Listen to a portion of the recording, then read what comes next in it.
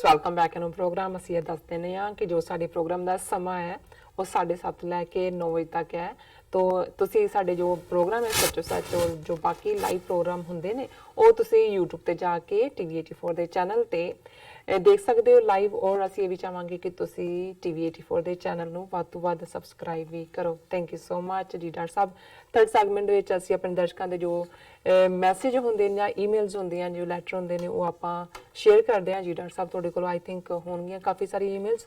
ਮੈਂ ਚਾਹਾਂਗੀ ਕਿ ਤੁਸੀਂ ਦਰਸ਼ਕਾਂ ਨਾਲ ਸਾਂਝ ਪਾ ਦਿਓ। ਇੱਕ ਤਾਂ ਅਸੀਂ ਆਪਣੇ ਉਹਨਾਂ ਦਰਸ਼ਕਾਂ ਤੋਂ ਮਾਫੀ ਚਾਹੁੰਦੇ ਹਾਂ ਕਈ ਜਿਹੜੇ ਸ਼ਿਕਾਇਤ ਕਰਦੇ ਨੇ ਕਿ ਤੁਸੀਂ ਕਿੱਥੇ ਚਲੇ ਗਏ। ਇੱਕ ਵੀਰ ਨੇ ਲਿਖਿਆ ਕਿ ਜੀ ਮੈਂ ਅਲਾਰਮ ਲਾ ਕੇ ਸੌਂਦਾ ਹਾਂ ਔਰ ਤੁਹਾਡਾ ਸੁਣਦਾ ਪਰ ਤੁਸੀਂ ਮੇਰੀ ਈਮੇਲ ਦਾ ਜਵਾਬ ਨਹੀਂ ਦਿੰਦੇ। ਦੇਖੋ ਕਈ ਵਾਰ ਇਹ ਹੁੰਦਾ ਹੈ ਵੀ ਇਸ ਗੱਲ ਦਾ ਧਿਆਨ ਰੱਖੋ ਕਿ ਵੀ ਬਹੁਤ ਸਾਰੇ ਸਾਨੂੰ ਲਿਖਣ ਵਾਲੇ ਨੇ ਜੀ। ਸਾਡੀ ਕੋਸ਼ਿਸ਼ ਹੁੰਦੀ ਹੈ ਵੀ ਜਿਸ ਦੇ ਵਿੱਚ ਕੋਈ ਸਵਾਲ ਵੀ ਹੋਏ ਔਰ ਕਈ ਵਾਰੀ ਮੁਹੱਬਤ ਦਾ ਫਲੋ ਇੰਨਾ ਹੁੰਦਾ ਉਹਨੂੰ ਮੈਂ ਇਗਨੋਰ ਨਹੀਂ ਕਰ ਸਕਦਾ ਪਰ ਇਹਦਾ ਮਤਲਬ ਇਹ ਨਹੀਂ ਹੈ ਵੀ ਤੁਹਾਡੀ ਲਿਖਤ ਜਿਹੜੀ ਆ ਅਸੀਂ ਪੜ੍ਹਦੇ ਨਹੀਂ ਜਾਂ ਸਾਡੇ ਲਈ ਅਹਿਮੀਅਤ ਨਹੀਂ ਰੱਖਦੀ। ਸੋ ਇਸ ਤੇ ਸ਼ਿਕਵਾ ਨਾ ਕਰਿਆ ਕਰੋ ਕਿਉਂਕਿ ਪਿਆਰ ਦੇ ਵਿੱਚ ਤਾਂ ਨਾ ਕੋਈ ਸ਼ਰਤ ਹੁੰਦੀ ਹੈ ਨਾ ਕੋਈ ਸ਼ਿਕਵਾ ਹੁੰਦਾ ਹੈ। ਜੇ ਸ਼ਿਕਵਾ ਹੋਣ ਲੱਗ ਜਾਏ ਜਾਂ ਸ਼ਰਤਾਂ ਲਾ ਦਿਓ ਫਿਰ ਮੁਹੱਬਤ ਨਹੀਂ ਹੁੰਦੀ। ਸੋ ਇਹਦੇ 'ਚ ਜਿਵੇਂ ਸੁਹੇਲ ਸਾਹਿਬ ਨੇ ਸੁਹੇਲ ਨਜ਼ੀਰ ਟੋਰਾਂਟੋ ਤੋਂ ਉਹਨਾਂ ਨੇ ਸਾਨੂੰ ਫੇਰ ਲਿਖਿਆ ਅਸੀਂ ਉਹਨਾਂ ਦੀ ਈਮੇਲ ਡਿਸਕਸ ਕੀਤੀ ਸੀ ਪਰ ਕਿਉਂਕਿ ਜਦੋਂ ਉਹਨਾਂ ਨੇ ਉਹਦਾ ਟਾਈਟਲ ਹੀ ਦਿੱਤਾ ਲੈਸਨ ਫਰੋਮ ਹਿਸਟਰੀ ਕਿ ਵੀ ਅਸੀਂ ਕੀ ਸਬਕ ਸਿੱਖ ਸਕਦੇ ਹਾਂ। ਸੋ ਉਹਦੇ 'ਚ ਉਹਨਾਂ ਨੇ ਕਿਹਾ piece B upon you and ਸਤਿ ਸ਼੍ਰੀ ਅਕਾਲ doctor Sahib and sister Neelam Kaur. This is Suhail from Toronto. First of all, many thanks for including my email in your program. In one of your previous programs, you discussed about the reasons for brutal killing, especially of Sikhs and Muslims during the time of partition. My family was migrated from Jalandhar, occupied Khalistan. My father used to tell us the horrifying stories of mass killings of 1947. But at the same time, he always narrated the love and affection between Sikh and Muslim communities. So ਜ਼ਾਹਰ ਹੈ 47 ਦੇ ਦੌਰ ਨੂੰ ਅਸੀਂ ਕਦੇ ਵੀ ਜਿਹੜਾ ਹੈ ਉਹ ਜਸਟੀਫਾਈ ਨਹੀਂ ਕਰਦੇ, ਕਰਨਾ ਵੀ ਨਹੀਂ ਚਾਹੀਦਾ। ਪਾਗਲਪਨ ਸੀ ਔਰ ਇਮਾਨਦਾਰੀ ਨਾਲ ਸਾਨੂੰ ਇਹ ਦੇਖਣਾ ਚਾਹੀਦਾ ਹੈ ਵੀ ਕਿੱਥੇ ਕਿੱਥੇ ਅਸੀਂ ਐਟ ਫਾਲਟ ਹੋਏ ਔਰ ਕਿਹੜੀਆਂ ਫਾਲਟ ਲਾਈਨਸ ਬਣੀਆਂ ਹੋਈਆਂ ਜਿਨ੍ਹਾਂ ਤੇ ਜਦੋਂ ਮਰਜ਼ੀ ਜ਼ਲਜ਼ਲਾ ਆ ਸਕਦਾ ਹੈ ਜਿਨ੍ਹਾਂ ਨੂੰ ਬੰਦ ਕਰਨ ਦੀ ਲੋੜ ਹੈ। ਫਿਰ ਉਹਨੇ ਲਿਖਿਆ once I started reading the history and read the unfortunate brutal events by some so-called Muslim rulers, especially during the reign of Aurangzeb Alamgir towards the Sikhs, which eventually led towards an ignition point during the time of partition. This is also unfortunate. The kings always used religion to persecute the political opponents and to justify their brutal action. Such as Aurangzeb killed lots of Muslims from different sects in the name of Islam in order to take the political benefits. At this point of time, we need clear thinkers like you from both sides, Muslims and Sikhs, to educate the true face of history to our young generation, so that if history repeats itself, then Muslims and Sikh brothers should stand shoulder to shoulder in order to defend the helpless and to confront the aggressor.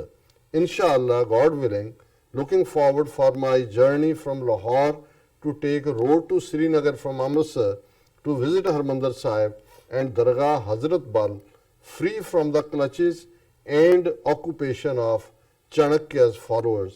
Pakistan, Khalistan, Zindabad. जी बहुत शुक्रिया सुहेल साहब, ਤੁਸੀਂ ਬਿਲਕੁਲ ਠੀਕ ਫਰਮਾਇਆ ਕਿ ਮਾਜ਼ੀ ਤੋਂ ਸਬਕ ਸਿੱਖਣ ਦੀ ਲੋੜ ਹੁੰਦੀ ਹੈ ਔਰ ਬੇਸ਼ੱਕ ਔਰੰਗਜ਼ੇਬ ਨੇ ਇਸ ਮਾਮਲੇ ਦੇ ਵਿੱਚ ਸਿਰਫ ਇਹੀ ਨਹੀਂ ਕਿ ਗੁਰੂ ਤੇਗ ਬਹਾਦਰ ਸਾਹਿਬ ਦੀ ਸ਼ਹਾਦਤ ਹੋਈ, ਈਵਨ ਉਸਨੇ ਆਪਣੇ ਬਾਪ ਨਾਲ ਕੀ ਕੀਤਾ, ਆਪਣੇ ਭਰਾਵਾਂ ਨਾਲ ਕੀ ਕੀਤਾ, ਆਪਣੀ ਭੈਣ ਨਾਲ ਕੀ ਕੀਤਾ ਜੀ ਔਰ ਈਵਨ ਸੂਫੀ ਸੰਤ ਸਰਮਦ। ਔਰ ਜ਼ਾਹਰ ਹੈ ਕਿ ਇਹ ਵੇਲੇ ਦੇ ਹਾਕਮ ਰੂਲਰਸ ਅੱਜ ਵੀ ਜੇ ਇੰਦਰਾ ਗਾਂਧੀ ਨੇ ਹਿੰਦੂਆਂ ਨੂੰ ਖੁਸ਼ ਕਰਨ ਦੇ ਲਈ ਸਿੱਖਾਂ ਦੇ ਸਭ ਤੋਂ ਮੁਕੱਦਸ ਥਾਂ ਦਰਬਾਰ ਸਾਹਿਬ ਤੇ ਟੈਂਕਾਂ ਤੋਪਾਂ ਨਾਲ ਹਮਲਾ ਕੀਤਾ, ਅੱਜ ਵੋਟ ਬੈਂਕ ਪੋਲਿਟਿਕਸ ਹੈ।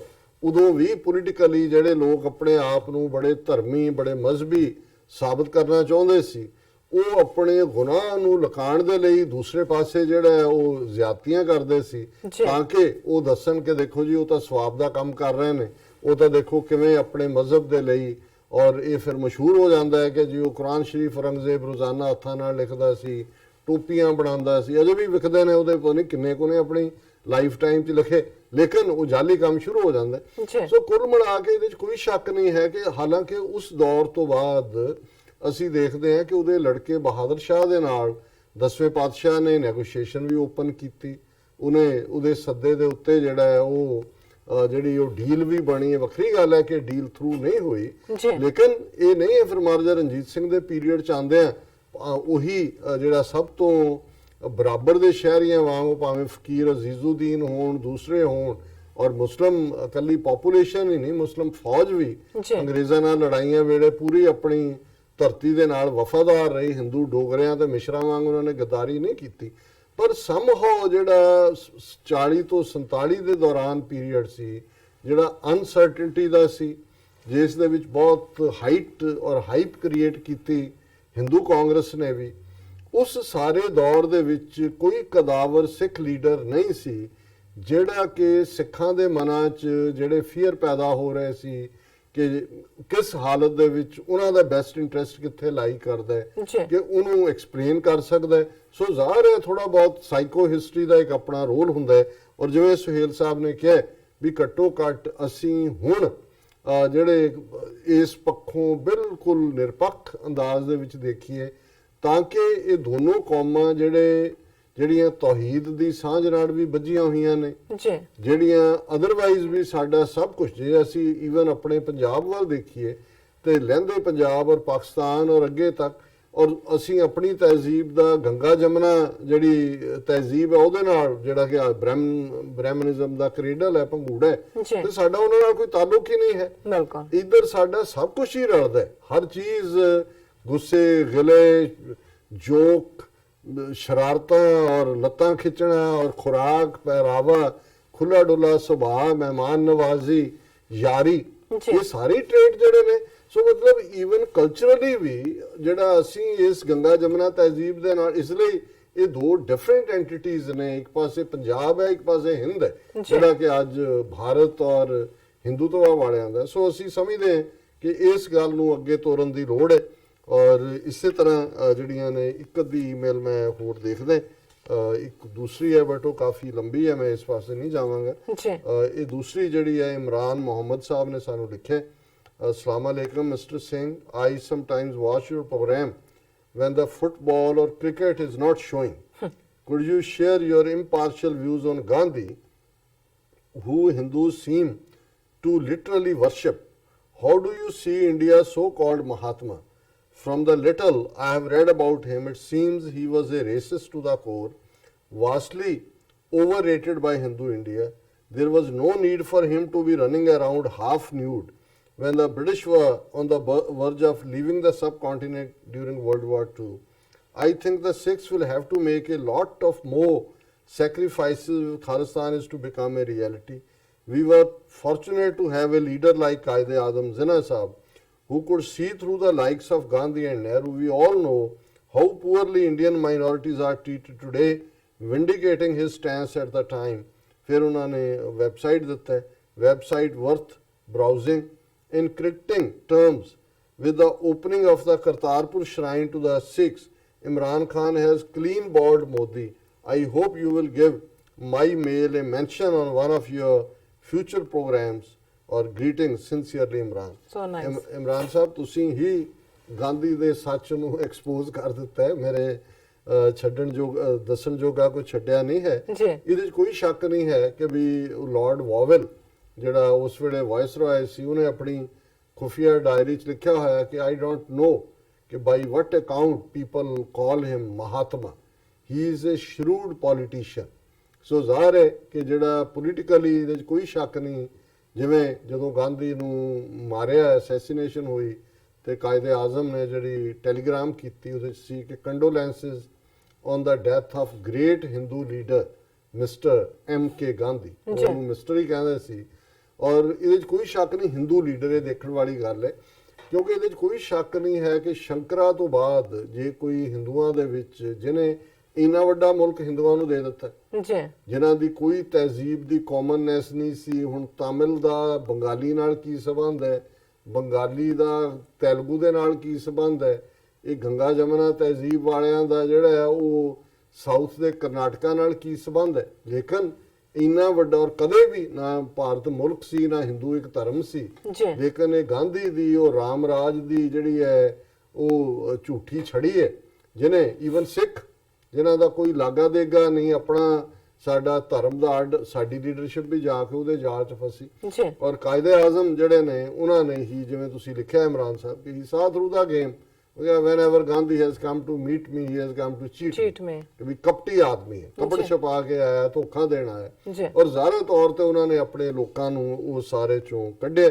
ਔਰ ਇਹ ਅਸੀਂ ਸਮਝਦੇ ਹਾਂ ਕਿ ਵੀ ਇਹ ਬਾਕੀ ਉਹਦਾ ਨਿੱਜ ਦਾ ਕਿਸ ਹੱਦ ਤੱਕ ਉਹ ਮੋਰਲੀ ਬੈਂਕਰਪਟ ਸੀ, ਔਰ ਜੇ ਅੱਜ ਦੀ ਟਰਮ 'ਚ ਕਹਿਣਾ ਹੋਏ ਕਿ ਸੈਕਸ਼ੂਅਲੀ ਪਰਵਰਟ ਸੀ, ਉਸ ਬਾਰੇ ਮੈਂ ਤੁਹਾਡੇ ਨਾਲ ਨਹੀਂ ਕਹਿ ਸਕਦਾ।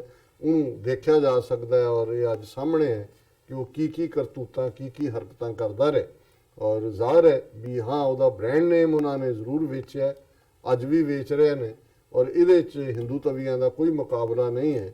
ਮਾਰਕੀਟਿੰਗ ਦੇ ਵਿੱਚ 4000 ਸਾਲ ਤੋਂ ਵੇਚ ਰਹੇ ਨੇ। ਹੁਣ ਤਾਂ ਗਾਂ ਮੂਤ ਜਿਹੜਾ ਹੈ ਉਹ ਵੱਡੇ ਵੱਡੇ ਸਟੋਰਾਂ ਤੇ ਐਮਾਜ਼ਨ ਤੇ ਵੀ ਲਾਇਆ ਹੋਏ ਨੇ ਸ਼ਾਇਦ।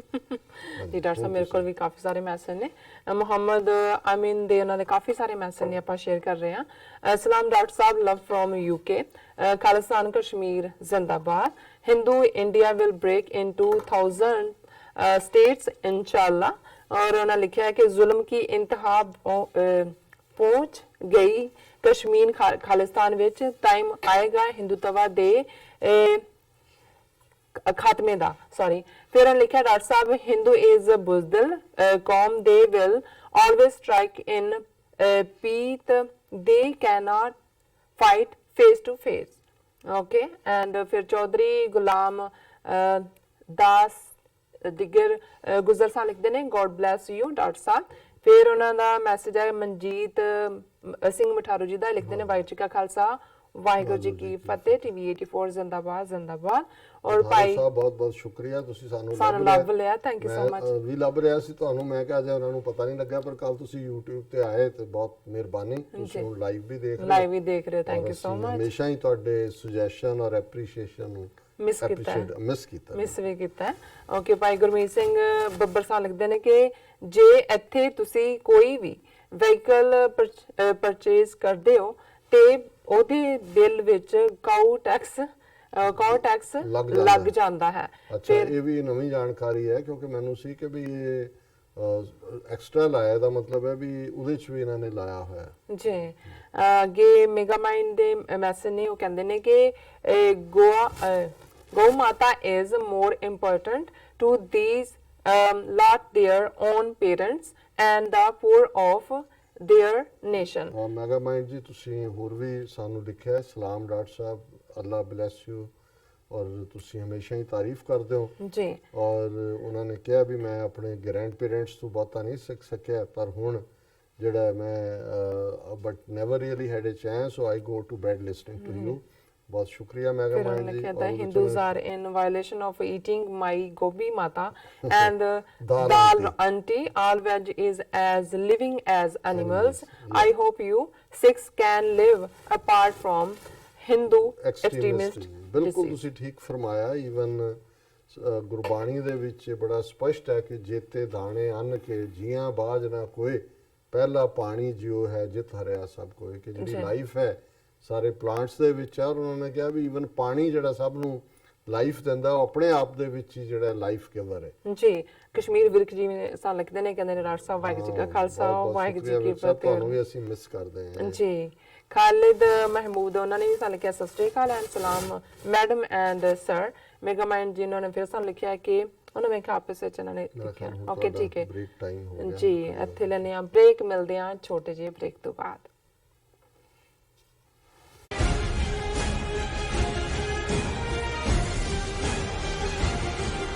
ਕੀ ਤੁਸੀਂ ਆਪਣੇ ਟੈਕਸਸ ਨੂੰ ਲੈ ਕੇ